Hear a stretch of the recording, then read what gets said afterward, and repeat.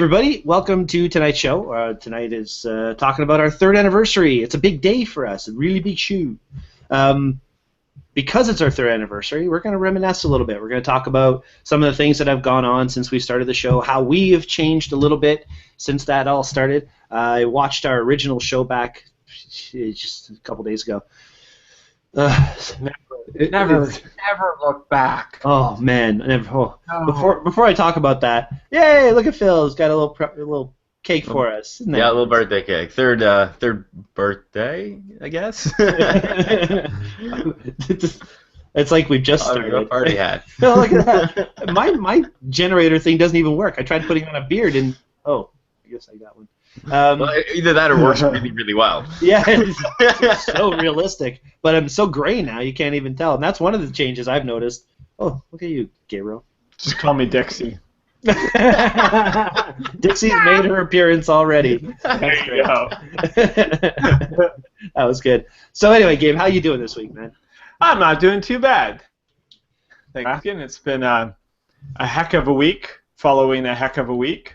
But, well, I know one thing that always happens this time of year when we do one of these shows. We have to talk about this big party that you go to. Oh, corn roast. Well, corn we don't roast. have to talk about corn roast. Not details, please. No details. So you survived another year. That's good. I survived another year. I remember being angry at myself. And I shot a wedding the day of, and while I was shooting that wedding, I got a phone call from somebody saying my brother's getting married tomorrow and never hired a photographer. Oh, can you shoot that wedding? And so that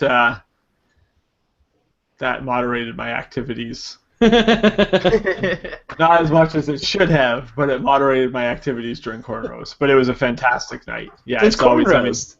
Yeah, I mean, you get 60 or 70 of your closest friends together and see how big you can make the fire, and how can it be a bad night?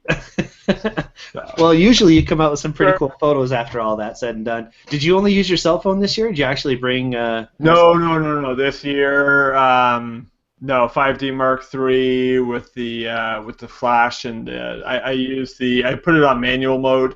And I use the 24-105, put it on f4, and just have the flash firing on an angle at 250th of a second, ISO 3200, and the pictures just come out, bang on every time. Awesome. So that's pretty much one of my wedding setting for when you're on the dance floor. That's my specific wedding setting as well. Cool. Well. Yeah. Thank you, as always, for being on. And 3 years, dude. We've done this together for 3 years. We are the 2 originals that are still left. And it's fun. Only survivors. The only survivors. That's all right. Well, speaking of survivors, Phil, you've made it through a few weeks with us so far. So that's pretty cool. And thank you for being on our show again. Mm-hmm. Oh, no problem. Thank you for having me on here. Hey, no problem. So we were talking earlier about the things that have changed in our lives, and I was kind of relating back to it being a show-related kind of thing. But you came up with something that's really cool. So there's big news for you. I mean, you used to work with me in Oshawa, in Newmarket. Yes, Newmarket. But you lived in Oshawa. Yes, actually, I live in Oshawa, apparently down the street from where you used to live. Just around the corner, which really is the kind of ironic. Still crazy. I don't know what's gone on with my life, but I mean, there's this connection with housing just literally around the corner from where you lived when I lived in Ottawa, and then there's the other connection from the lady who knew me from where I lived in Vermont and lived in my same house when she was in kindergarten. So crazy. Yeah, I don't know what's no idea she was there. No, not sure while she was there. That would just be awkward. But anyway, what's this news? What's happening with you? Well, I'm going to be moving out to the Newmarket area. Nice. Which is very exciting. Not quite sure when. We're kind of putting the kind of plan together for it, but it seems to be heading in that direction. Very cool. Well, that'll be great getting you back in town. We got to go shooting more, and I know as of next week I'm on vacation for until the end of the month, which is really cool. Oh, wow. So Nice. I'm hoping to get together with Gabriel and some friends and see if we can go do a shooting day somewhere. Yeah. We'll see how that goes. Please let me know. It's been a while. Well, it feels like it's been a while since I've been out. I went like a few days ago, but it's always good to get out and practice because for sure. I feel like I've gotten super rusty. So the more I shoot, the more comfortable I get with the camera. Mm-hmm. Mm-hmm. Well, that's the thing that I realized too, is that I've been shooting a lot lately, but the only time I've been picking up the camera is when it's attached to a paycheck. Mm. You know, I haven't just been going out and just shooting for myself because I've been so busy shooting paid gigs. So it'll be nice to get out and do some personal work, except for the mushroom stuff. But that was unexpected. Well, those are some of the best photos, though. Those really unexpected moments where you get a wave of creativity and you just think, I got to try this. Something cool's happening, and you make that photo and it's just totally out of the blue and random, and it's awesome. And that was a cool shot too. And I'm glad you posted the behind the scenes of that too. Very cool. Thank you. So I see that there's some news in our show notes. Yeah, well, I figured, seeing as how it's not there isn't a total theme, then I would go over a couple news items. One thing I was super excited about today is iOS 9 dropped today. Okay. And I was like crazy excited because I've been using my iPad more and more for everything, and there's certain products that you can only use on the iPad, and I've been using Lightroom Mobile for because I've been so busy on the road and in my office that I haven't been able to really hang out with the family much. So I did this last wedding, and I synced it all to an album in Lightroom, which automatically synced it to my iPad. And I sat there in the living room cuddling with them, going through and doing all my culling of iPad. So it was really nice. I got to get some work done and also hang out with the family. So I was really excited for iOS 9, and it's awful. I hate it. I'm so upset. So all these, like 99% of the features that they're like, oh look, you're going to be able to do this. You can only do it on the iPad Air 2. I have an iPad Air. You can only do it on the iPad Air 2. Like the split screen and all the stuff that's going to be like crazy super useful. It's just kind of a huge disappointment. I had all my icons set up in a certain way, and they've changed the coloring of the bar on the bottom. They added a gray tint to it, so it no longer just blends into the background. They added a tint to all the icon folders and stuff. It used to always just sort of wash out into the background, which I really liked. And the features that they did add only work on their proprietary apps, which I don't use any of. So yeah, I was kind of disappointed, but that being said, I am getting the iPad Pro the millisecond it comes out. So I'll be able to get all the new functionality on that. Am I still able to borrow an iPad? Oh, yeah. Yeah, it'll just be uglier than before. Okay, that's cool. I need to get that from you. Anyway, we'll talk about that later. Yeah. So that's kind of sad. That's too bad. I hate when they do updates like that and things go backwards. Well, it usually takes... Oh, sorry. Sorry, no, go ahead. I say sometimes it usually takes a couple days for any update to actually get like kind of the bugs worked out. And I always find this with like iOS updates, that they come out with a new one and then something goes wrong, and then when they come out with the new 1.1, it kind of fixes all the problems. Yeah, but these were like intentional choices. So things that, like, I used to really like it that. Here, let me just go really quick. And this is going to be like super ultra picky on my part. But so the bar on the bottom, let's see if this gets washed out. So you see the bar on the bottom, how it has that gray tint to it? It never used to have that. So all my Google icons on the bottom, it just looked like just the icons. You couldn't see the square around them, right? So it looked very minimalistic and very clean. And then the icon folders never had that gray tint around them. So the icons just sort of blended. Like, I specifically went with the white wallpaper, so everything just blended into the background and looked a lot cleaner. So like little things like that, and the new Siri, which I don't know what language she speaks, but it's not English. And just a few intentional decisions. So she's less useful? I was really hopeful, and I took out my phone and my iPad and did a voice recognition with two of them. Said the same thing to both of them at the same time, and my Android phone, the S6, went and did a Google search, and the Siri's just like, I'm sorry, I don't know how to help you with that. Maybe I could look up an art gallery. And I'm like, I was asking for a recipe. So weird. Yeah. Like that's odd.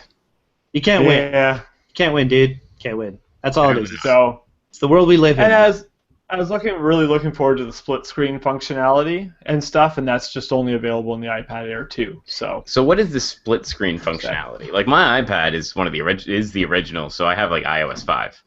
Okay. And I can't update it because it's just that old. So what is some of this new stuff? Right now, they have this functionality that if you put your password in the right way, here we go. Okay, so I'm going to open Chrome, and here we're on apple.com, right? Okay. So if you're on a website, and then you can pull from the side and get certain apps. You can this is called the pop out feature or something like that. So you can have apps that sort of slide onto the screen, and for now there are only the Apple default apps, which I never use any of. But with the iPad Air 2, there's a functionality where you can have like your email open here and the mapping software open there, and it's basically like Windows 10, where you can have one app take up half the screen, one app take the other half, and drag them back and forth. So you can copy and paste from one app to the other without having to do the they have the double tap thing to switch. Oops. Yeah, to switch from app to app, right? So yeah, and they reverse the order of that, which has been throwing me off as well. But yeah, just well, even Doncom says that he's not a fan of the new keyboard changes either. Yeah, the keyboard changes, they add an extra layer. Like, there's a whole extra section about that big that makes your keyboard larger, but it only has 3 buttons tucked off onto the left. That's weird. So, yeah, which is kind of weird. And apparently there's some functionality that you can start using your keyboard as a trackpad, but I haven't been able to play around with that. But, yeah, and the only thing that I do like about the new keyboard is that they finally made it so that when you hit Shift, your letters go to capital. It used to be that just being the little triangle, and then it would still be lowercase. No. With the Apple keyboard, everything was always capital no matter what, whether you were on Shift or not. So if you're typing and you were typing in lowercase, all the letters showed as uppercase, and then when you hit Shift, the only thing that happened was that the Shift key, none of the fonts changed. I never noticed that. Yeah, no, it was always uppercase, and it drove me insane. Yeah. And that's one of the reasons why I liked Android so much. I've also like to agree that Honeycrisp apples are quite nice. Yeah, so we should read that. So yes. Jennifer says, "Is this an Apple iPad show?" If so, I think Honeycrisp apples are my favorite. Y'all are pretty good too. Thank you, Jennifer. No, I just bring that up. And I also agree. Sorry, I cut you off. Go ahead. I was also going to say that I also agree that Macintosh apples had, like, I don't know, some nostalgia to them where they were delicious, but now they're just kind of like squishy apples with a really hard outer skin. They're just and you know, only Smarties that are good are Smarties from England. So it's because they don't put like the bug pieces cream. In it? It's true. They're totally scrolling. All right, we're gonna. Actually, a lot of photographers use iOS devices, and so I just wanted to mention that. No, it's good that we talked about it. And there is something else in the news that we want to talk about too. But first, I want to just go through some of the Q&A things. Jennifer asked me, she hasn't missed Dixie yet. Yes, she has. I'm sorry, Dixie was at the very beginning of the show. So, well, kind of Dixie. And she says she has some questions about the Friday night photography class. She asked what the white towel was for. Does it have to be a white towel? Does it have to be a towel? Can it be a blanket? How fluffy does it have to be? How big does it have to be? Does it have to be a full-size towel? Or can it be a paper towel or a piece of computer paper?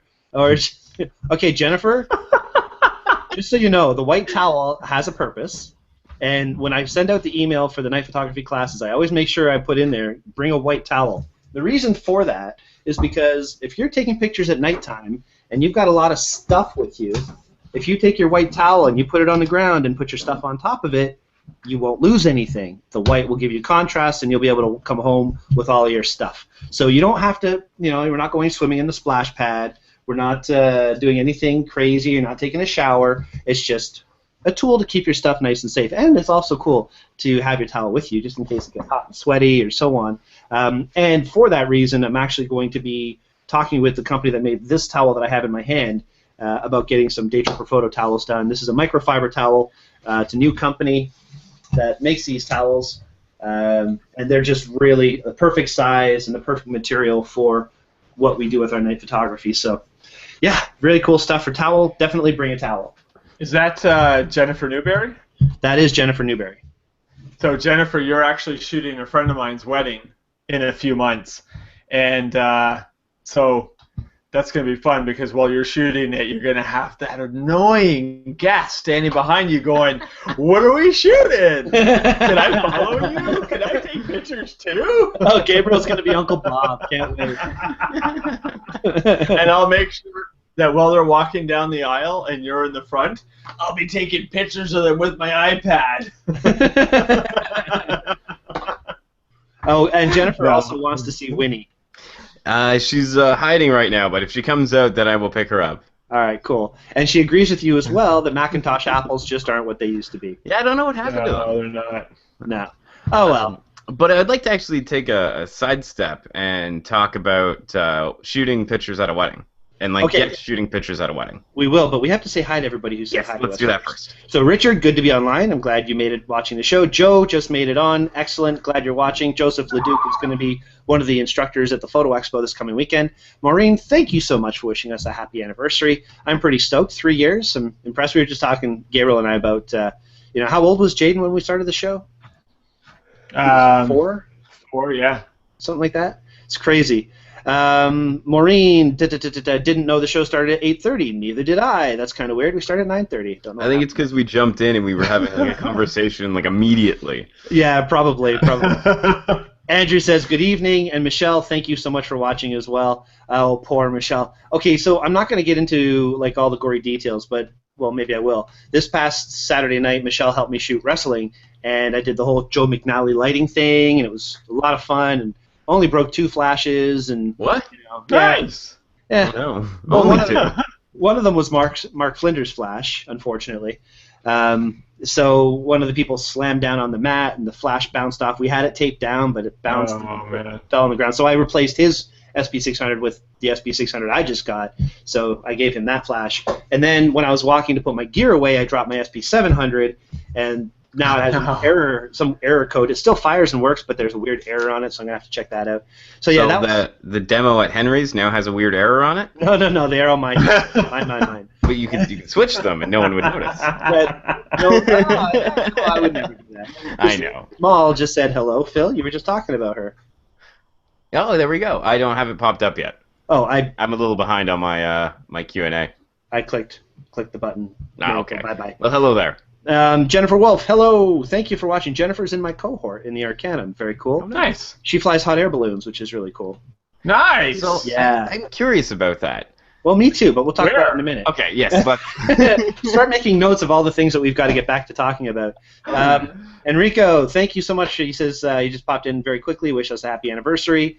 And apparently that's what it said on Google Plus that we started at 8:30. So I don't really know how to use Google Plus yet. We're still working on all that. Sorry, it's only been 3 years. Yeah, I know, it's true.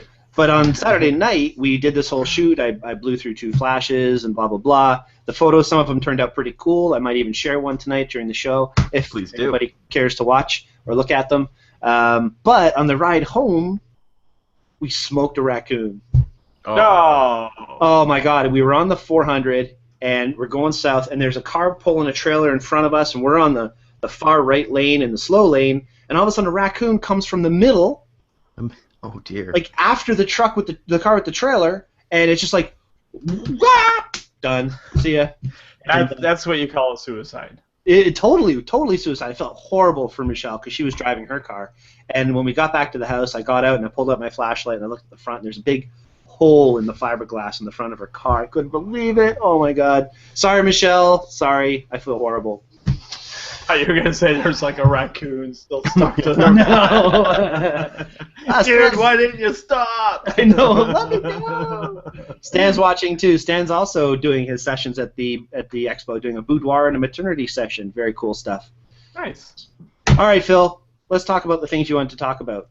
Okay, so we'll ignore the hot air balloon thing. I was going to go on a tangent with that, and we reeled that in before that could happen, which was probably a good thing. But as you know, most of you probably know that I got married back in June, and we came up with this idea before we actually started the ceremony. And what we had all the guests in.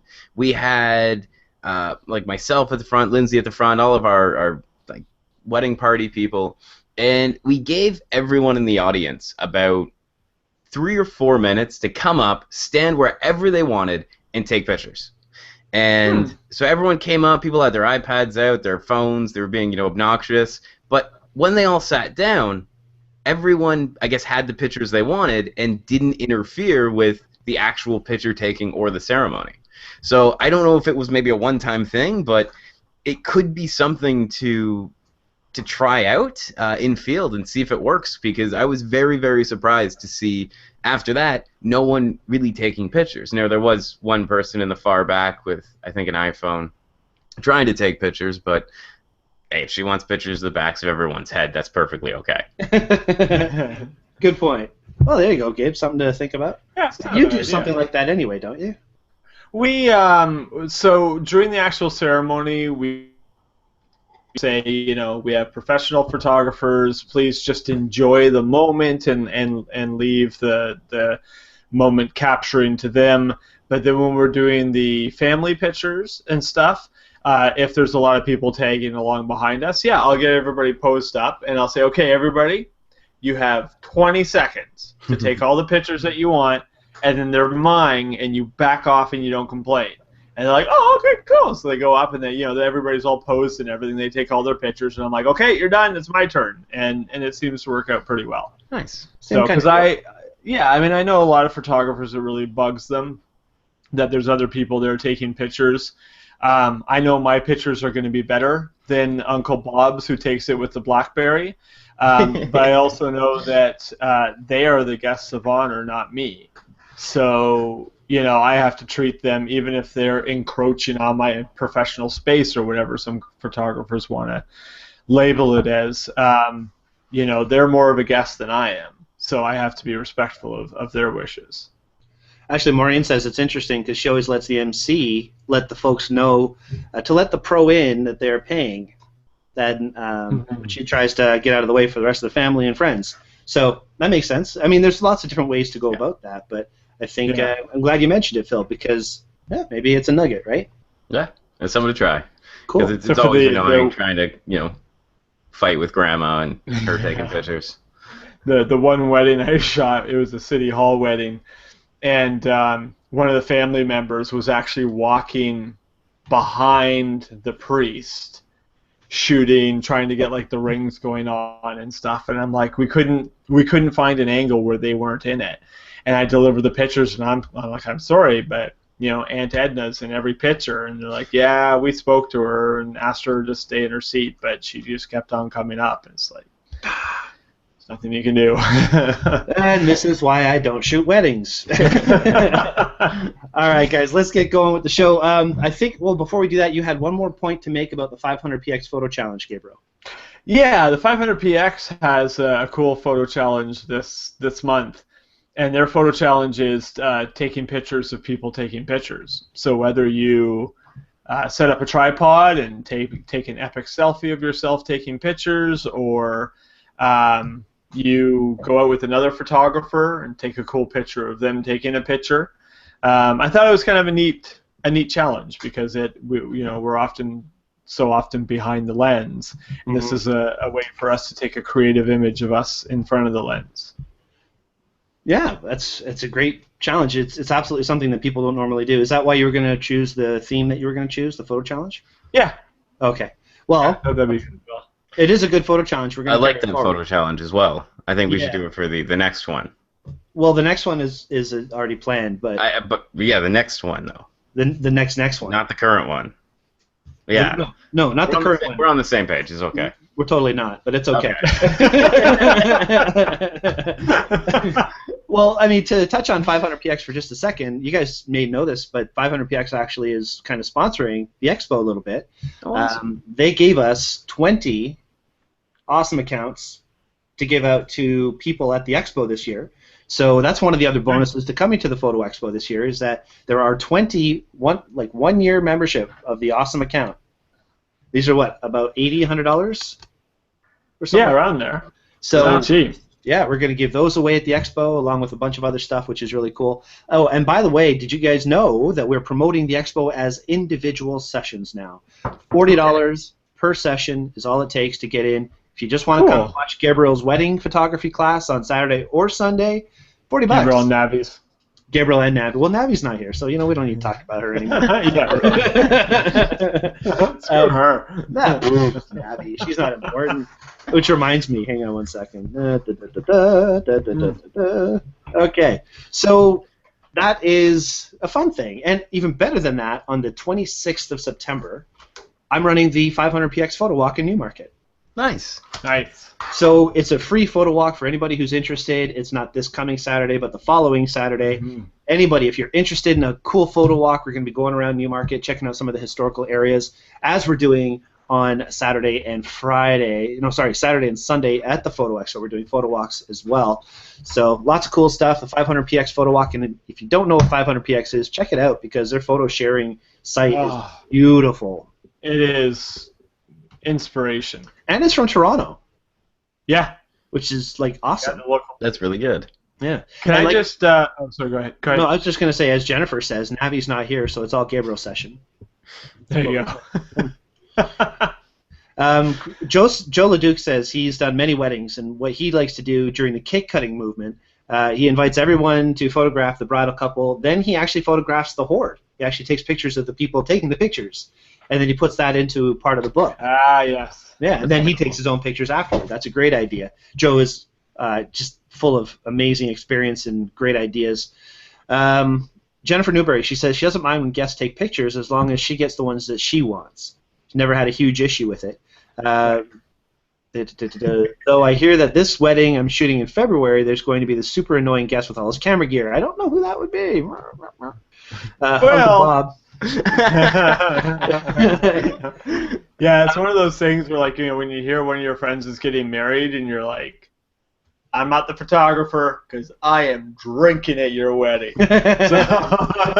Well, speaking of that, I actually have Martin to thank. Thank for getting me out of a wedding. My brother's getting married in October, actually, like 2-3 weeks from now. Nice. And my mother was at the Henry's store not that long ago talking to him about buying a camera for himself and was basically saying, oh, we might ask me to do it.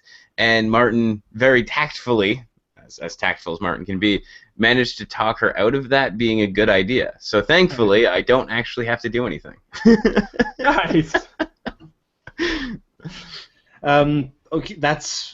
I just want to say goodnight to Enrico. He just says he has to sign off, but he'll contact us about the expo. Good night, Enrico. Please Thank you for watching. What else do we have here? Can I share one wedding photo that I took? Sure. And Jennifer was asking what is 500px, so maybe you can kind of briefly... Oh, well, here, let me do both in one. Now, I'm going to warn you that 500px can be a little not safe for work sometimes. So if you don't like nudity or something, I don't know what's about actually here. Let me just do this. Just to be safe. Can you see my Lightroom? Yes, just Lightroom. Okay. All right, and then now can you see the other? Yeah. Yes. Okay. All right. So there's not much right now. So 500px is 500px.com, and it's a basically it's not Flickr where you put up every single picture that you take. It's you put up the best of the best. Like I have 100 and well, let's find out. Let's go to my library. 125,000 pictures that I've taken, and I have in my 500px gallery, I think maybe like 12 pictures or 50. Oh, okay, maybe 20 now. And some of those I'm going to be taking out because I no longer think that they're the best of my best, right? So it's if I shoot a wedding and I have at the end of it I have 2 or 3 pictures that I think are 500px worthy, then I'm happy. Mm-hmm. And they have, I mean, so if I just go to editor's choice here, I mean the quality of a picture. So right now I'm in editor's choice under the wedding category. So I mean, look at this. Oh my God.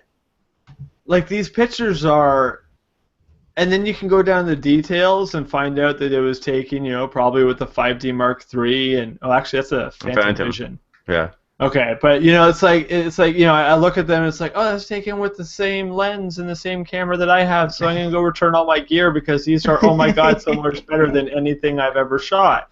But it's inspiring. Like look at this. It's stunning, and they have all sorts of categories and all sorts of, but I mean, for the most part, the work is just breathtaking. Mm-hmm. Not much makes you feel better than finding out that you're popular on 500px. Yes. Yes, and I've only done that a few times, but all my mushroom pictures go popular for some reason. People like mushrooms. That's a good thing. Yeah.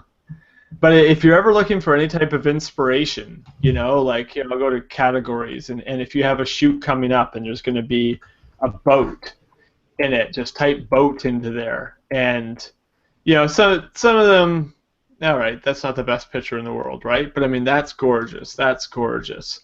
So, I mean, just such an amazing, amazing photography, and the caliber of photography on this website. So it is kind of like Flickr, but better. You can use it as Flickr, but usually the cream rises to the top. Okay.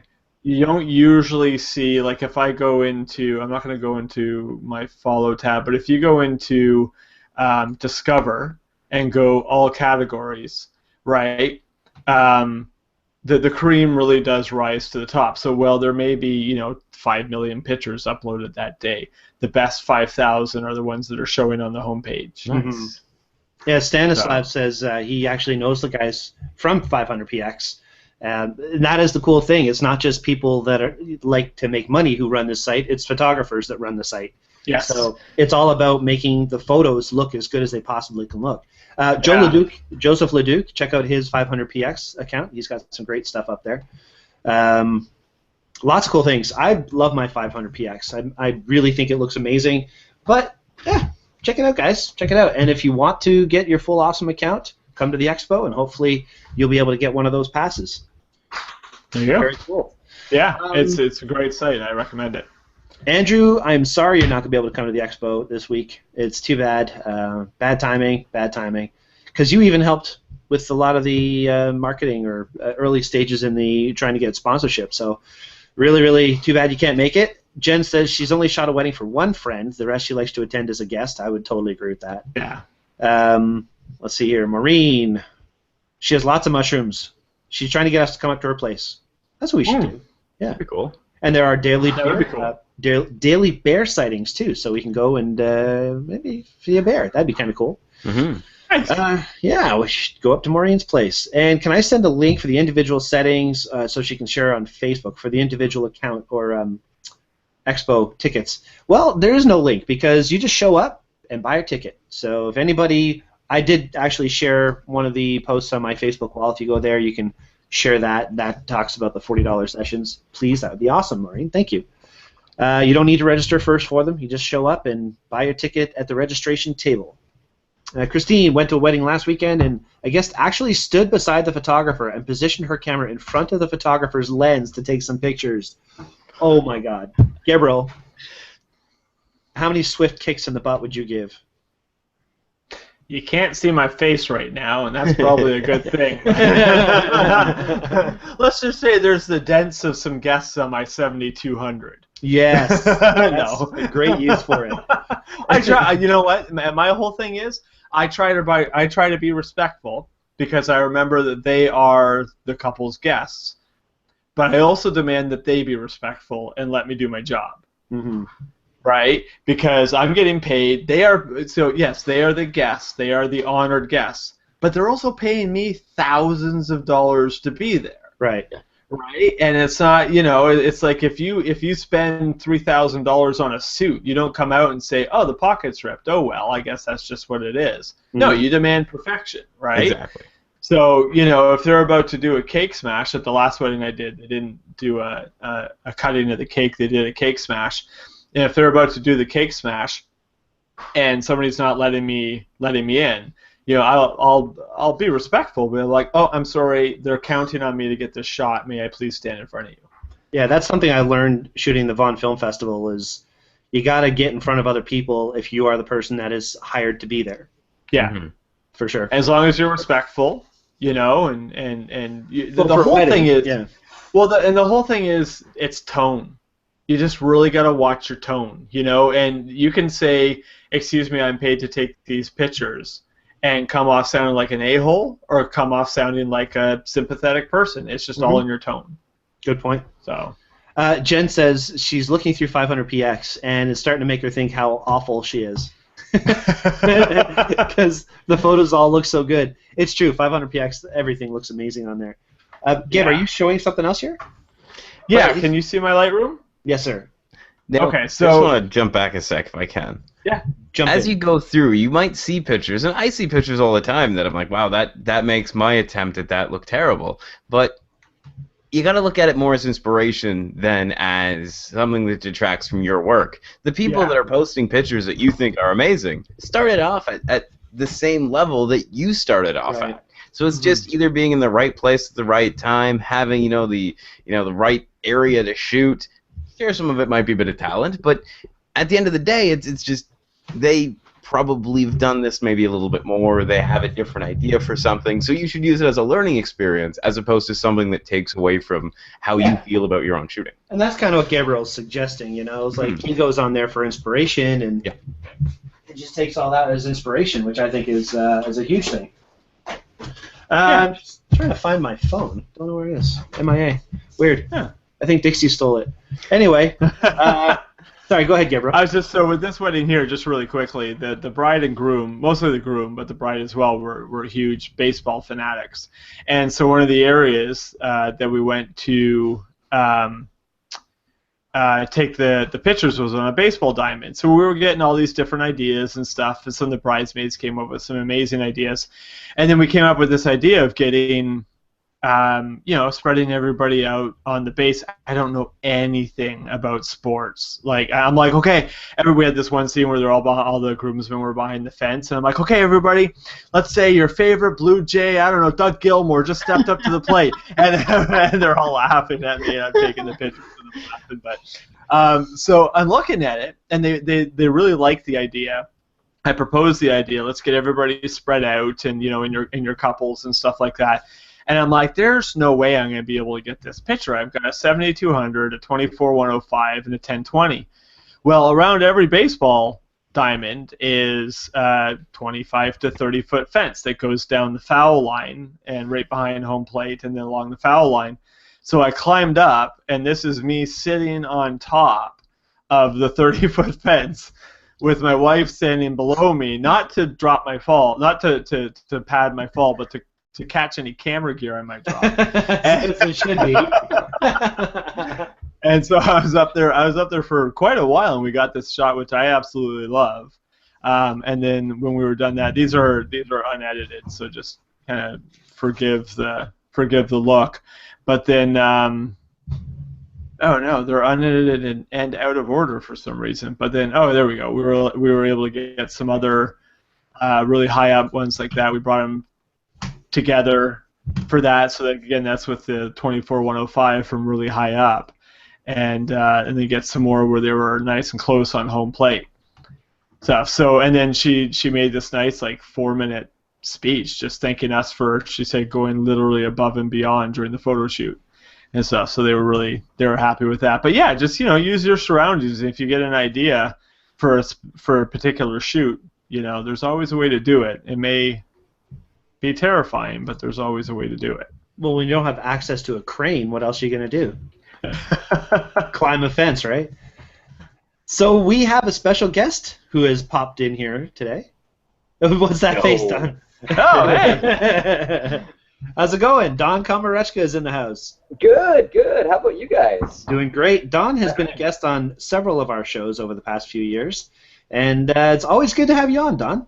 Well, I wanted to come on and just basically offer my congratulations. I mean, 3 years is a long time to be doing this almost every week without fail. You've had a few scheduling snafus here and there, but man, you've been pretty darn reliable. And you haven't run out of anything to talk about yet, so let's hope that continues. Well, if you know us at all, finding things to talk about isn't our hard point. Well, that's cool. Thank you so much. I appreciate that. And it's funny, like Gabe was telling me a story earlier today how he had a friend invite him out to help him with something tonight, and he's like, "Dude, it's Wednesday. I'm busy." I think you know by now. It's been 3 years.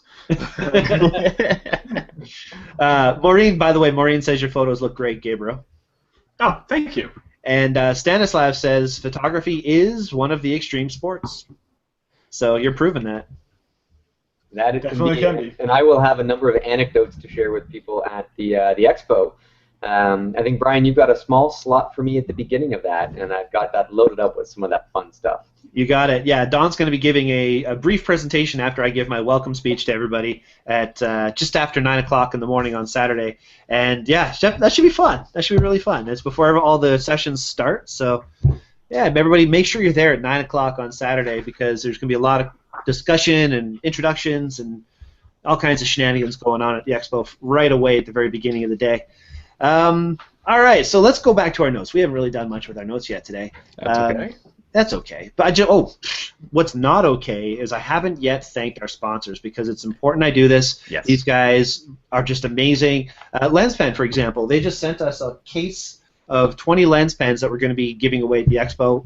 Guys are amazing at LensPen, and of course it's just handy stuff. I mean, we all use LensPen stuff. Don has seen me at the macro sessions pull out lens pens and hand them off to customers because they're handy to have. Mm-hmm. Well, Did they give you any peeps? Handy. I mean, they're incredibly useful too. Yeah, right? absolutely. If there's one thing about photographers, we're a lazy bunch. When it's not necessary for us to maintain camera hygiene, we don't do it because it's a hassle. And LensPen tries to alleviate that, and quite well, I might add. And because they're handy, they could be right in your hand when you need them, and that's important. Yeah, actually, I have one in my rapid strap at all times, and they're so small and convenient. I often forget it's there, and I have a microfiber brush cloth in there, and so when I go to grab for that, I'll feel the lens pen. It's like, oh, that's actually a better solution. I'll pop that out and use that. Cool. Mm-hmm. What were you gonna say, Phil? I was gonna say, did they give you any peeps? No peeps, unfortunately. No peeps. No. Well, at some point, I'm gonna find one of those. Yeah, they're pretty cool. They're pretty cool.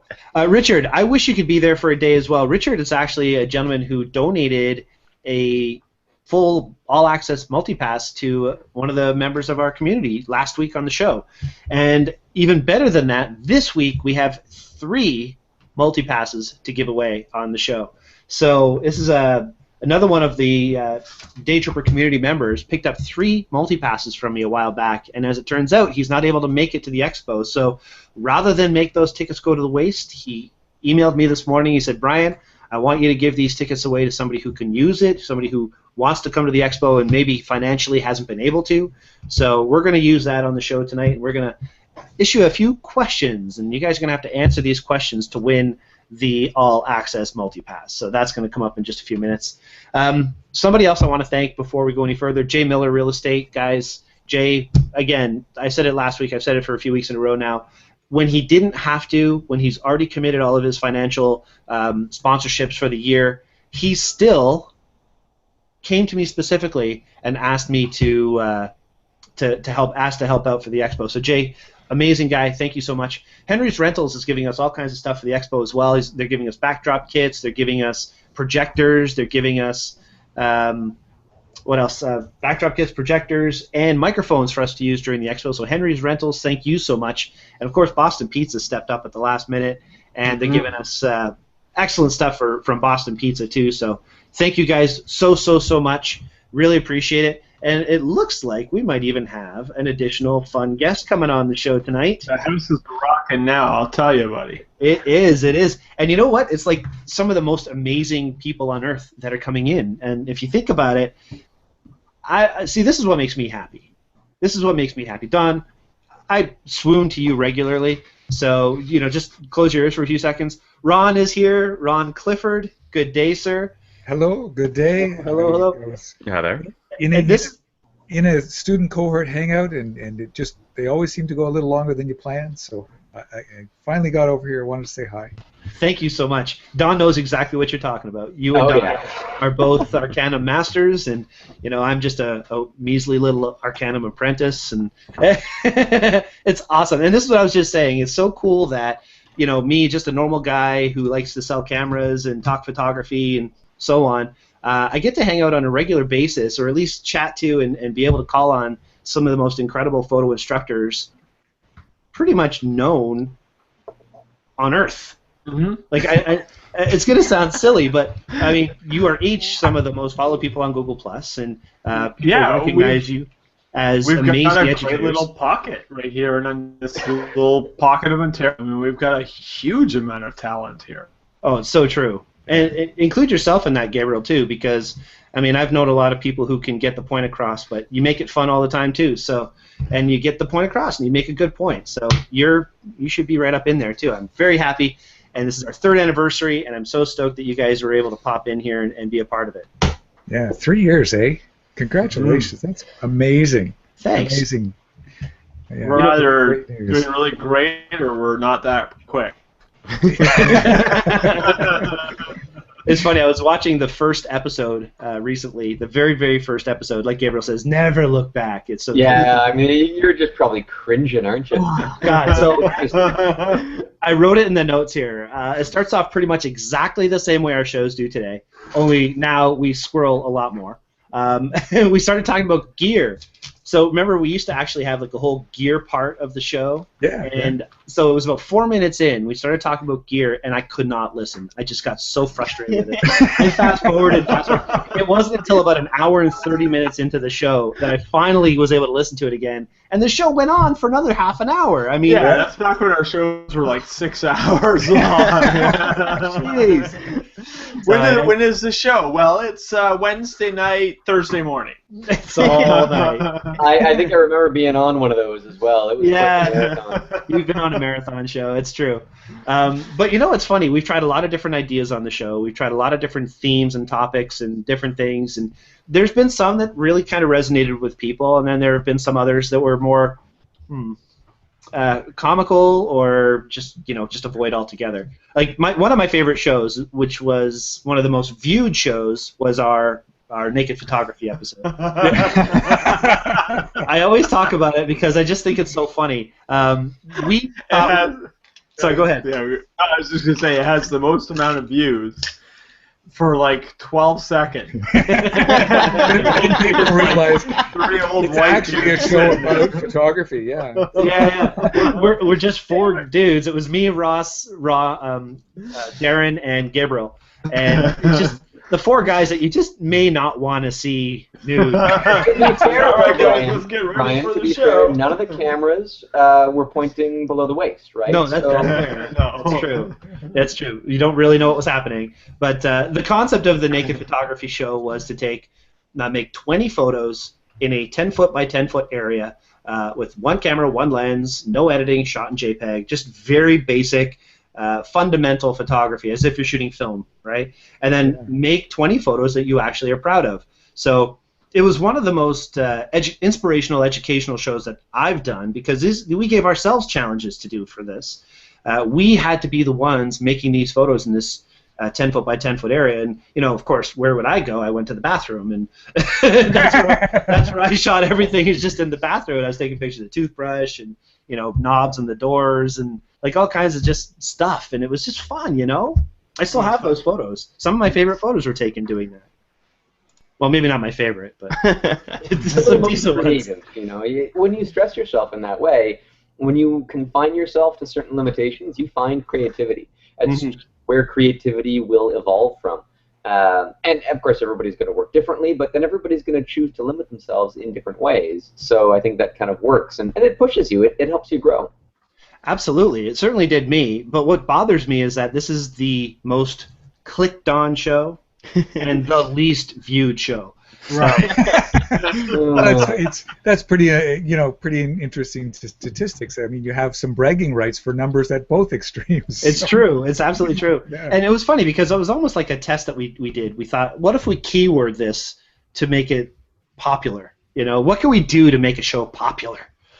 Yeah. The last time what we did? I honest to God, like, you guys know that we did, like Jan Kabili and I did the Photoshop show for quite a while. Her and I did that for 2 years before moving on to other things. And Jan just announced that she's now on the education team for Adobe. So, you know, her career is taking off, and she's moved in a direction, and she's now right on the main team for Adobe Learning, which is very exciting.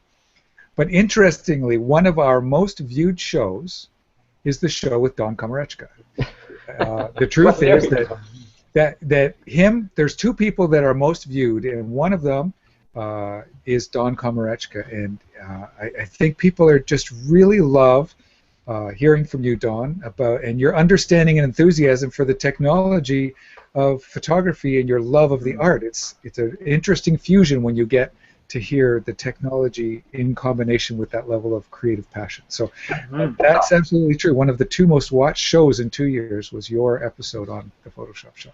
Thank you, Ron. We had so much fun on that, I think. And you know, I want to echo that exact same sentiment right now, because earlier today, I decided to take a saw to a camera lens.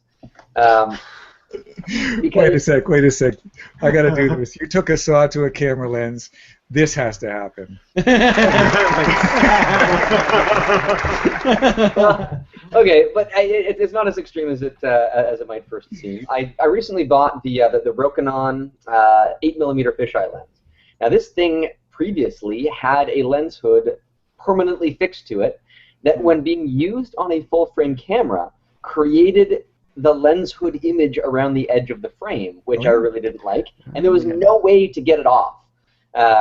So I had to cut it off. But in doing so, I've also exposed, like, I realized when I was prying it off with a pry bar and cutting and all that, that the outer lens element here twisted a little tiny bit, and it turned. And okay, wait a minute, that's loose. It's on a thread. Oh, this is going to be fun. Get out of here. Oh, wow. So then I can disassemble this lens, and I can take it into Okay, so, but then I got to be looking through this thing, and I was like, wow. And so I did a test earlier, and this worked. Let's see if it works now. I can hold this lens element up, and I can point it over that. And Wow. I might be out of focus, because I don't know if it's auto-focusing or not. Yeah, you're moving in and out a bit much, but Yeah. no, it's not autofocusing. No, anyhow. Looks cool, though. But that is cool. And so this becomes a fisheye optic that I could play around with in some really creative and fun ways. You can And then put I that thought, on your okay, cell phone. I could. And you see the remainder of this lens, I actually thought, okay, well, what the heck does that do now? It actually functions as a macro lens. I was going to say macro. Yeah, it's just a macro lens. So You can put Jiminy Cricket right in the barrel, and there you go. You can actually insert like some sort of small ring flash inside of it. You know what? I'm sure there's some fun possibilities there with equipment like this. I had to be very careful when I was cutting off that lens hood, but now I'm just like I've just been reeling with these creative ideas, thinking, okay, well now I have some unbelievably obscure piece of doodad of photography gizmo here. What can I do with it? What possibilities exist? Stick it in a Pringles can. Hey, yo. My wife comes up to me today and she says, "Hey, Brian, weren't you asking for a Pringles container recently?" I was like, "Yeah, I was." And so she gives me the seasoned breadcrumbs. So I figured, yeah, that might work. That might work. As long as it's lined by aluminum on the inside, you should be fine. It is not. Nah. No, then stick some tinfoil in there, you're fine. I'll do that. That's cool. Yeah, we all love photography, and that's, I think, why the show has gone on for 3 years, because it's all about the love of photography. We all really enjoy talking about it. We have so many different experiences that we can share about it, and, you know, until it gets really boring or, you know, just somebody Well, and tells us that they hate photography us. is... Oh, sorry. No, I was just gonna Photography say. is everywhere all the time now. You know, I mean, people that used to not be into film now have iPhones and Android phones that take unbelievable pictures. You know, there's more pictures taken every day now than used to be taken an entire years ago. It's funny, Gabriel, I want you to pull up the picture of the spider because I think Don needs to see it. Oh, okay. But first I'm going to do a quick screen share here. You guys see this okay? Yeah. So, episode 1 of all-time most views, naked photography. but only 5,000 minutes watched. By a large margin. By a large margin. Number 2, Don Komarechka. Hey, Winter John. photography. And then number 3, video with DSLR with Peter McKinnon. So there you go. There you go. Just helps. Okay, but Gabe, you got that picture up. I want to see that. What is this okay. here? Ooh, that's awesome. That's So cool. So go for it. And this was, I can even zoom in. That is a beautiful spider butt. I've never seen the silk coming out of the back of a spider before. And if you can believe it, this was taken with my Samsung Galaxy S6, my Samsung Galaxy Edge Android phone. Wow. Yeah. So I've got a spider that's 2 actually that are living in my window. Oh, I probably should have said trigger warning. Yeah, Maureen just left the show. She's no longer watching. Right now there's somebody laying on their floor and going, ah! And I'm not a fan of spiders either. This is through 2 panes of very thick glass. But I've got 2 spiders in my window, and they bring me endless entertainment, and I absolutely love watching them. And I walked in from a customer, and I put my bags down, and I saw some movement caught my peripheral vision, and I saw this spider had just caught this huge fly. This is a big spider. He's bigger than a toonie. And so I put my phone right up to the window, and I've got the Galaxy 6 Edge, and put it on Pro mode and switched it to macro, and just started bursting off shots. And this was one of the shots that I was able to get, and I even got a short video of it wrapping it up, and I was able to show it to my son later and stuff. I mean, it's just so impressed with what we can do by the cameras that we carry around in our pockets. You know, it's funny, you say it's the size of a toonie, but that's actually a bat that it's wrapping up right there. Actually, no, that was the previous picture. That's a bald eagle. Oh boy. Okay, I want to jump in off. again to say something, and I'd really like Ron's opinion on this too. You know, I think that we are now a more visually communicative society in general than we've ever been in the past. And photography is pervasive. You know, everybody has a camera with them at all times. Gabe, you just showed us a great picture taken with a cell phone. And how many moments can we capture and share? I think photography, however, is the art of taking that sharing and making it meaningful for people that might not even know you, people that are outside of your sphere of personal influence that you can't sit down and describe a photograph to. The photo stays. It stands on its own. It becomes its own thing. It becomes its own art form, its own story, its own message. And we're trying to take this thing that everybody now is exploring and enjoying more than ever before and maintain the level of art that makes photography what we all appreciate it to be. And that's why we have an unending amount of things to discuss, because that is such a difficult task. Yeah. Yeah, I would add to that in the inception of photography, there were a lot of technicians, people involved in science, the need to understand mathematics and chemistry. Mm-hmm. And so the field of photography started very technically. And today anybody can pick up a camera or a phone or a device, create an image without any preconceptions of that kind of technology, and produce a result and upload it for the world to see. And we've seen a tremendous shift in style and perception all around photography, because we've put a tool that's unencumbered into the hands of creative people, technicians and artists and creatives and scientists. Doesn't matter the spectrum you come from now, you can enjoy that craft creatively, whether you approach it artistically or technically, or you approach them kind of always like you do, Don. Our world has seen this massive shift where we don't need incredible education to produce some pretty phenomenal art. That's very well said. On that same vein, do you guys listen to the Digital Photo Experience podcast with Rick Salmon and Juan Pons? Yeah, they're great guys. So I was listening to their last show just last night on my way home, And they were talking about, Rick Salmon and Juan Pons, they were talking about this photographer that they saw. And he was posting his pictures and getting thousands of likes and stuff. And he took this guy's portfolio. I think it was Rick Salmon saw it, and he sent it to Juan Pons. And Juan Pons was looking at it, and his wife walked in, and she's like, those aren't good photos. And that was kind of both of their points, that this guy is incredibly famous. He has a huge following, but his photography is not good. And Rick Salmon has, I don't know all the stages, but he has the 4 stages of photography knowledge. And the first one is you don't know that you're not good, but and you know, and you think that you're good, but you don't know that you're not good. But you can not be good, have a winning personality, and still gain hundreds of thousands of followers who lead you to think that you're good.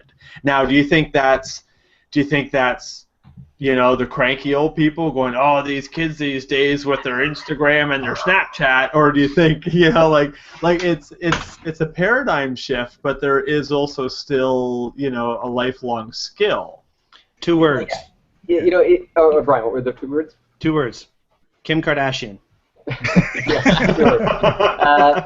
Sorry, go ahead, Don. No, I was going to say that because everybody's a photographer, everybody expects less of photography, I think, for some degree, because the average becomes lower, right? The overarching stream of, like, the bell curve, right? If you're in the middle of that, you are taking in-focus photographs of your cat that have nothing distracting in the background.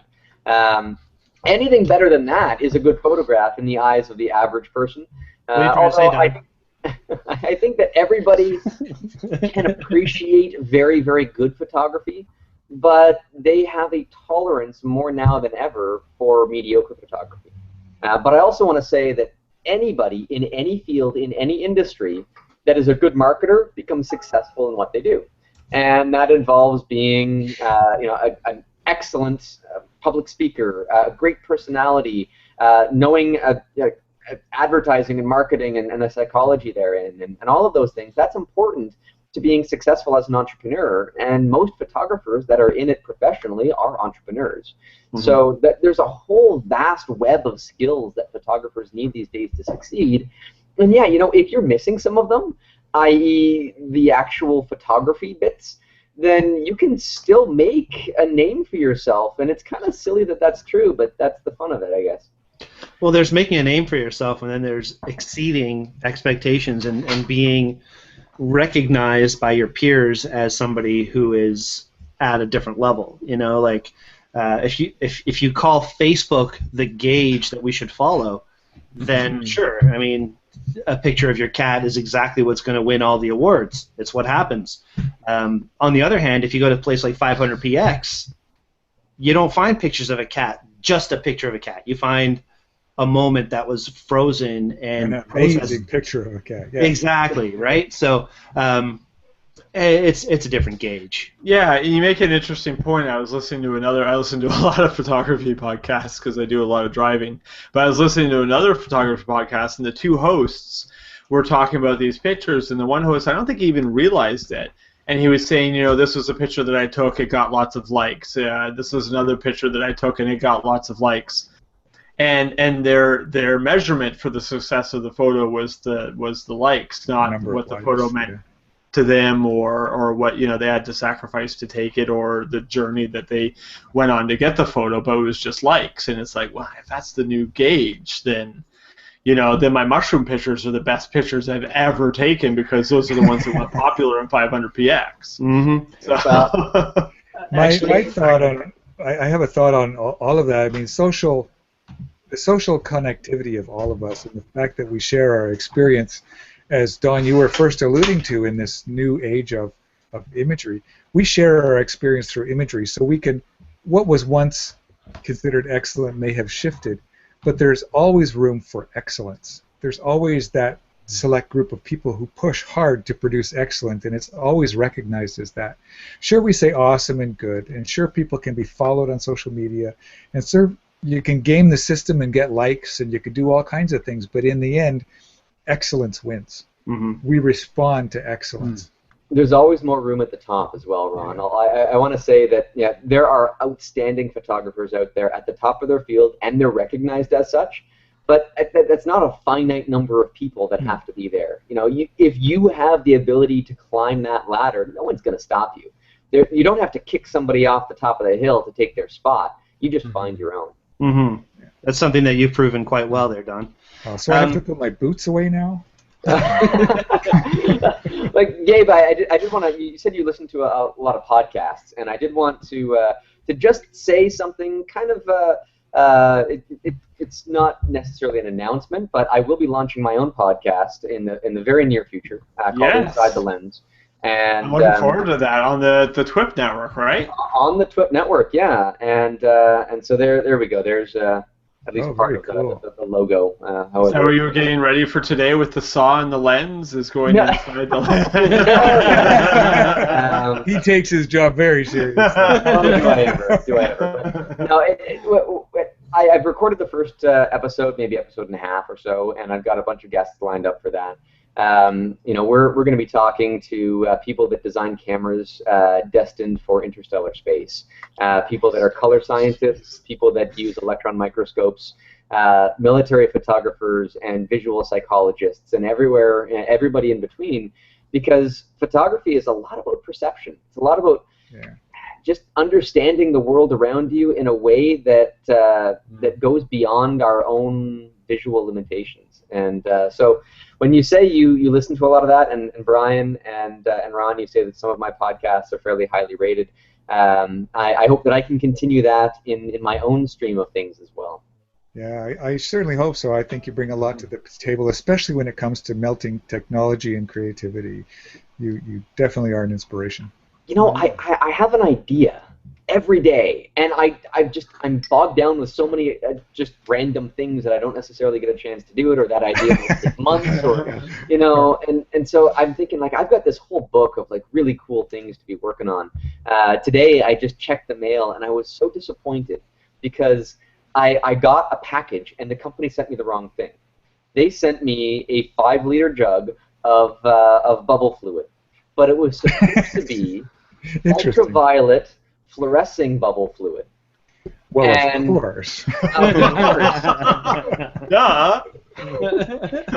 And so the idea is to, in the winter, I experimented with freezing soap bubbles outside, and so I thought, I had a lot of fun with that. I played around with some crazy sciencey fun things to create colors using birefringence, but I thought, how interesting would it be if I could make the bubbles glow on their own without any ambient light source being apparent? And so I can do that if I can get a UV fluorescing bubble fluid. And so I'm working on that. I'm planning for the winter ahead of time. And I know I'll have that day where I'll sit down with a bubble gun just like you have, Brian. And I will be spraying out UV bubbles. If it ever works again. That's awesome. Lights and sounds. It just doesn't work. There's like no bubbles. Yeah, there we go. well, Bubbles. And there you go. Jake's still come running in here in a second. Yeah. Oh, That's what I love. There she is. Love about hangout shows is they're always so serious. Yeah. Can't you tell? Speaking of serious, Brian, I just want to say the point that I was getting to was that you have to not only push your own limits, you have to be enthusiastic about it. You really have to be engaged in what you're doing. And I think photography, and in many ways this rule is broken, but the closer you can meld the science and the technical side of things with the pure joy of art and lines and shapes and human perception, that overlap is where good photography happens. And if you have one side or the other side, you can still make great pictures, but the best ones combine them both, I think. To understand, if I go back in time, and I think when I was reading a book, it was National Geographic, The Photographs. It's one of the earlier books that I picked up from a used bookstore when I was getting into photography, and there was one statement in there that I might have mentioned it on this podcast before. I probably have, because it rings true in my head all the time. Some guy interviewing one of the photographers asked the stupidest question, and asked, what is the secret to your pictures? And the photographer just shrugged and said, F8 and be there. F8 and be there. Yeah. And to me, that meant so much because it means F8. Well, that's an arbitrary camera setting. It means the camera doesn't matter. That means either your camera has no settings worth adjusting and you're just in the right place at the right time, or the camera is a device that you know like the back of your hand that takes no thought to get exactly what you need out of it immediately in that scenario. And then the tricky part about making a great photograph has very little to do with the camera, and it has everything to do with being in the right place at the right time. Mm-hmm. Mm-hmm. Well, there's more factors than just that. That's for sure. And one of the things that really impresses me is the kind of photo that gets all the likes. Oh, that's human nature at its best, isn't it? Isn't it? This is. That's like a Thursday at Henry's, right? It is. It was literally just another day. I have to go and like that photo. Hold on. Where is that? That's right on my Facebook wall. Yeah, this was one of the most liked photos. 95, 96, 97, 98. 98 people like this, and I don't really get more than 10 likes at a time. So that was pretty funny. And then even better than that was when I posted this one. There's me and young Phil. And another thing I just wanted to quickly mention, Don, it's really fun that you have all these ideas and things that you want to try. And what's best about that is the fact that you're only 15, so you have like a lifetime ahead of you to get out there and make this happen. So good on you, buddy. Well, I thank you, Brian. But yeah, okay. So one thing that I do want to mention, and you say those photos got a lot of likes. A very bad picture of a very beautiful woman will get far more likes than the most charismatic storytelling photo of some wrinkly old lady on the streets of China. That is a far, far better photograph. I mean, it all boils down to what are people looking for on the internet, right? Yeah. Absolutely true. Absolutely. Cat photos.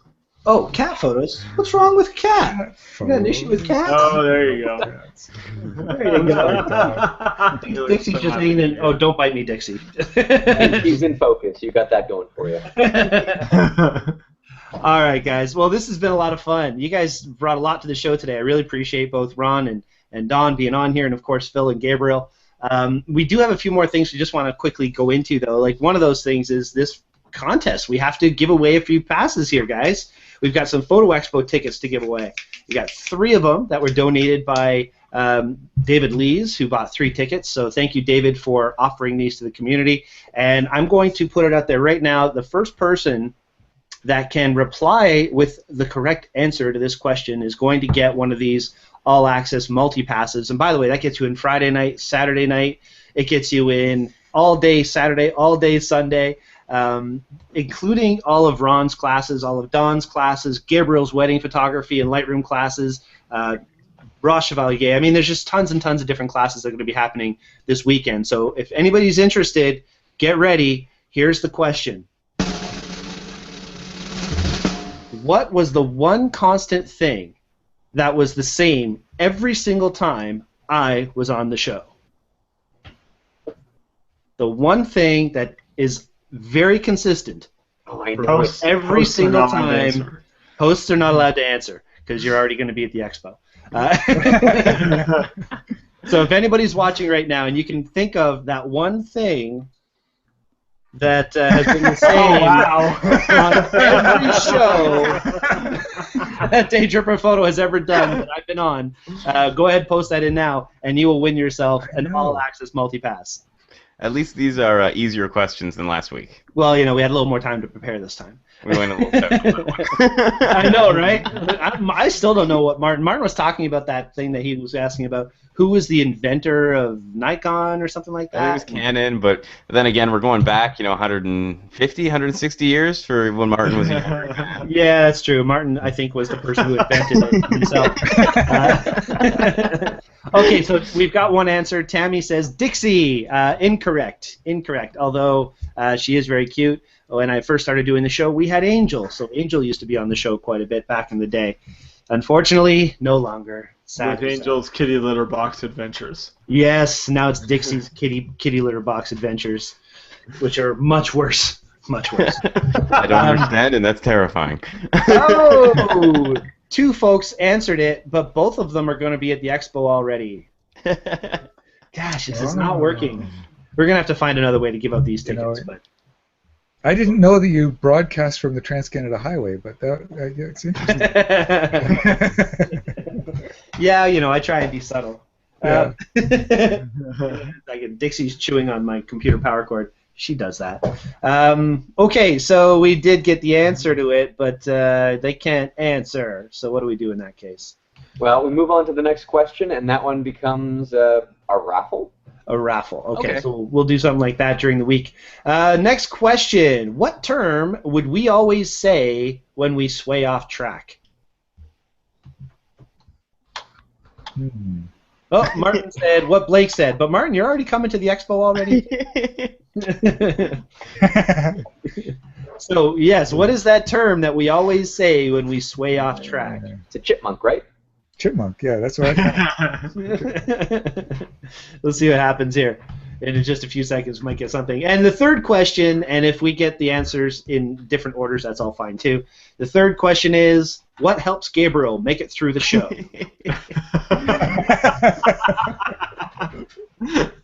So we'll leave those questions open. I'm out.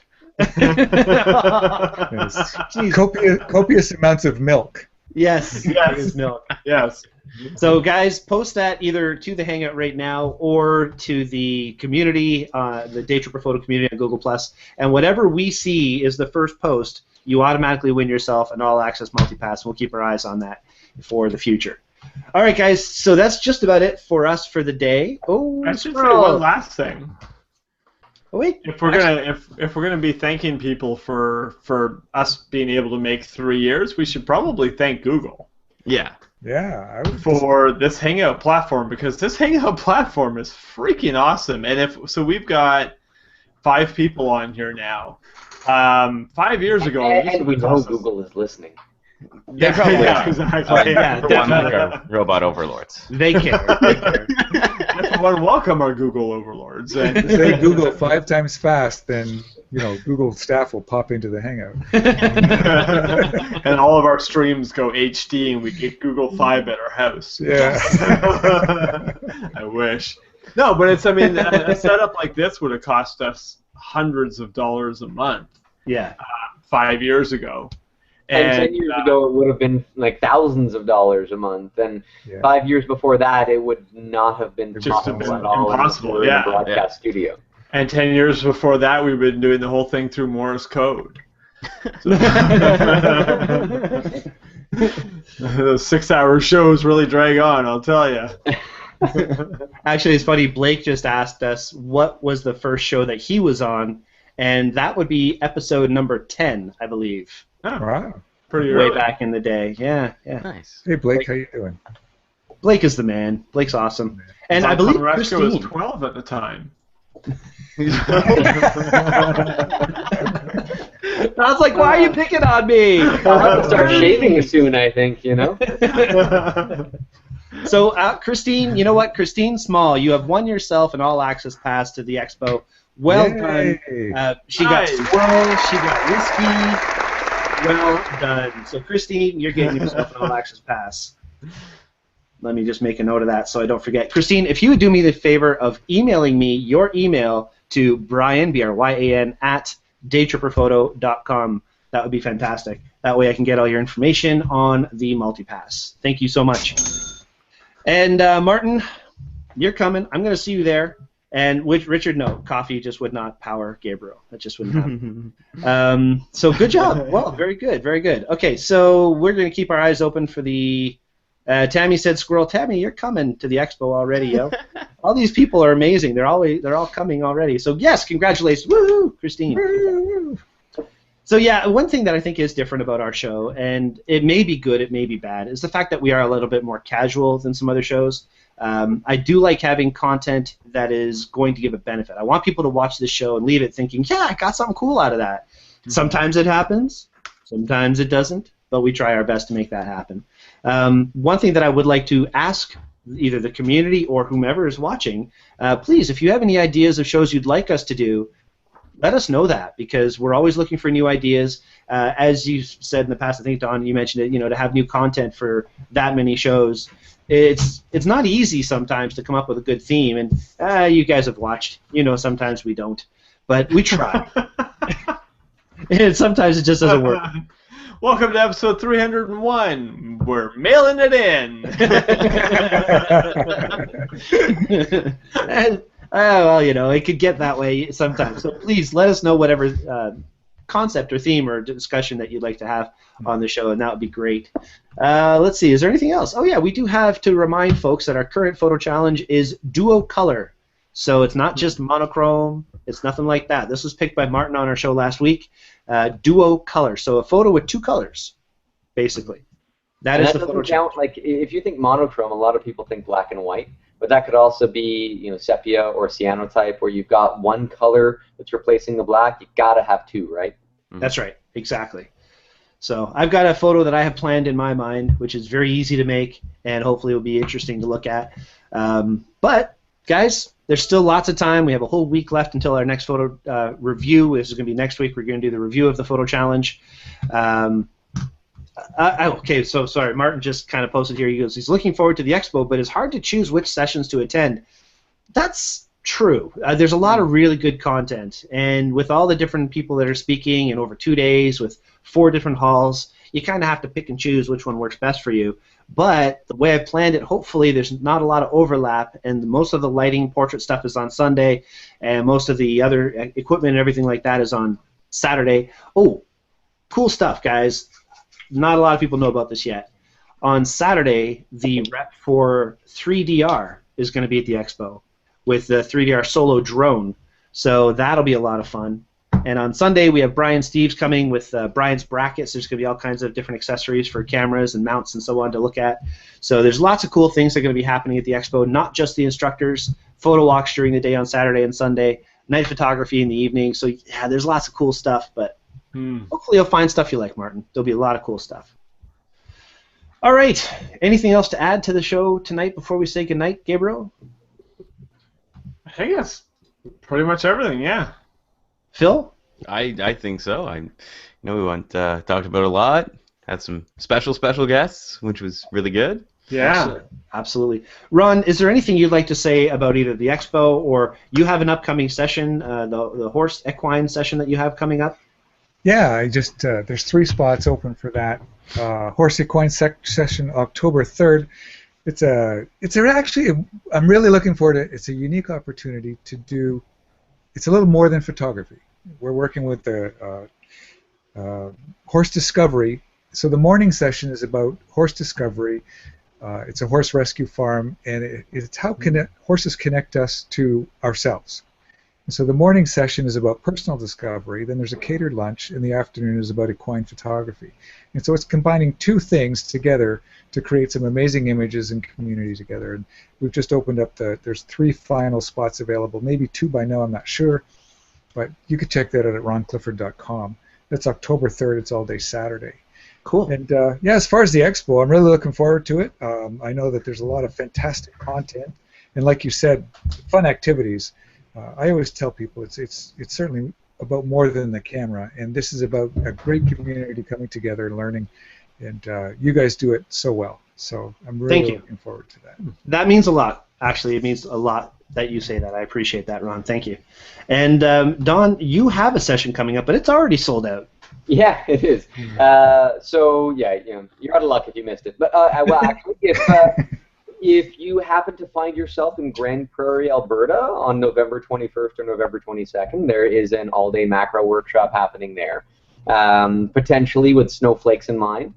If you don't happen to be way out in the middle of nowhere near the BC border, then I have my Learning to See class that is coming up starting October 6th, I believe, for 3 weeks. It's weekday evenings for 3 hours a week. And it's basically an introductory course to photography that takes a different twist to things. We do cover some of the technical stuff to give you a basic foundation, but it's more about learning how a camera is different from the way you normally see the world. And I think photographers, they gloss over that so quickly and try to learn all of the technical stuff. And that's not the way you do it, because you need to balance these things, and you need to balance them properly. otherwise you'll get frustrated because your images might be technically perfect and visually dull. So that course kind of gives a basic introduction to everything, and it's pretty reasonable as well. So you can find that at doncom.ca/workshops. It's on there. That's such a great point, and it's something that I go over a lot with weddings when you're doing the family shots and stuff. I'm always telling people to scooch together, and get as close to each other as possible, because even if there's a small little gap between people, because the camera sees things differently, it always looks like people are standing very far apart from each other, and so it's important that people are nice and close. And and as soon as I tell them that, as soon as I say, listen, the camera sees things differently than we do, if there's a small gap between the two of you, the camera is going to make it look like a larger area, and it's going to look like you don't like each other. Everybody just squishes together. It's really important to know the differences between the eyes and the lens. Uncomfortably close is comfortable for the camera. Yeah, that's good. I'll use that on the next one. Yeah. I do want to share one photo. I'm just trying to find, because I need to take Gabriel's organization session with my Lightroom. Let's see here. Rated and 4. Okay, so I'm going to do a screen share. I talked earlier about this last photo shoot that I did and how I learned everything from Joe McNally at the Joe McNally session down in Toronto a few months ago, and I was so excited to try this stuff out. So before I say goodnight tonight, we have one quote that Gabriel's going to read, but before we do that, I'm just going to quickly do a screen share here and reveal what I finally made happen with the stuff. So here is one of the shots. This is what it ended up kind of looking like. This is Jay's heart, and let's see if I can make that bigger. There we go. So this is with 5 lights, I believe, at this point, firing, all from the creative lighting system. And of course, Jay's is quite a character. But my big thing that I wanted to do was finishing moves. I wanted to get some action. So one of the things that Don was telling me in one of my critiques with him was, actually, Don, this is the guy that was being held with his hair straight down. Oh, cool, yeah. The guy who's now doing the holding. So I wanted a little bit more energy, so I was trying to light it where they would actually be in full motion and everything would be moving equally. So here's one of Jay's finishing moves. Here's an actual spear caught in midair. That's pretty cool. It was interesting. The lighting challenges were huge. I mean, to get all these flashes firing from the pop-up flash on my camera, that was really my goal, was to not have to use triggers, to use everything straight from the creative lighting system. Pop-up flash, no spreaders or anything like that, just as simple as possible. So I was able to fire 7 flashes at one point to make some of these shots happen. But of course, there's a lot of inconsistency, and sometimes it worked and sometimes it didn't. There's Chief. Get a little red gel or blue. Black, I think black and white worked well for this one. Gave me a little more contrast. There he is, just chucking Jay's out of the frame. It was pretty funny. He flew pretty good too. So anyway, this is Brian, my big. there is so much fun experimentation when you're playing with that many flashes, and really, you add an extra flash and you make it 10 times more complex. And so when you have 7 of them on the go, I mean, you really have to wrap your head around all of those different things that are happening. But I think you're doing a pretty darn good job of learning the ropes, as it were, and figuring out exactly how all of these things come together to make a good image, a bad image, what makes one versus the other, and how to grow from there. You don't expect success in your first attempt doing that kind of stuff, but you do have a lot of really, really good results that you should be proud of. Thanks, man. Appreciate it. And this is one of the ones that I thought was my favorite. The thing about shooting the finishing moves was I asked them to do the move first, and I just watched it. And then I thought, where does the light need to go? So the problem is, I mean, this guy gets dropped on his back into a set of knees. Doesn't feel good. So you can't really ask him to do it 5 or 6 times so I can practice. It's like, do it once, let me try it, or let me set up the lighting and then try it. And if it didn't work, I mean, I had to ask them 2 or 3 times to redo these moves. And they're like, yeah, sure, no problem. It was amazing having these guys working, and this is right before an actual event. So if they got hurt, they would have been out for the event. So there were a lot of things that could have gone wrong, and thankfully it was just 2 broken flashes, not any broken people. So Anyway, that was my big experience photography-wise in the past week or so. It's a lot of fun. And as you say, you know, I learned a lot. That was the greatest part, is I really learned a lot. All right, Gabriel. Awesome. Do me a favor. Give me a quote.